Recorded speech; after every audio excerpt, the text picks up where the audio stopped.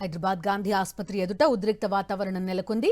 వైద్యుల నిర్లక్ష్యం కారణంగా ఇంజెక్షన్ వికటించి బాలింత మృతి చెందిందని ఆరోపిస్తూ ఆమె కుటుంబ సభ్యులు ఆందోళనకు దిగారు.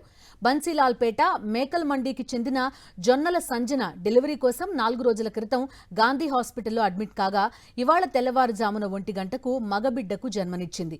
ఉదయం 6 గంటలకు నడునొప్పి ఉందని చెప్పగా వైద్యులు ఇంజెక్షన్ ఇచ్చారని, ఇంజెక్షన్ వికటించి సంజన చనిపోయిందని కుటుంబ సభ్యులు ఆరోపిస్తున్నారు. హైదరాబాద్ గాంధీ ఆసుపత్రి ఎదుట ఉద్రిక్త వాతావరణం నెలకొంది. వైద్యుల నిర్లక్ష్యం కారణంగా ఇంజెక్షన్ వికటించి బాలింత మృతి చెందిందని ఆరోపిస్తూ ఆమె కుటుంబ సభ్యులు ఆందోళనకు దిగారు. బన్సీలాల్పేట మేకల్ మండీకి చెందిన జొన్నల సంజన డెలివరీ కోసం 4 రోజుల క్రితం గాంధీ హాస్పిటల్లో అడ్మిట్ కాగా ఇవాళ తెల్లవారుజామున 1 గంటకు మగబిడ్డకు జన్మనిచ్చింది.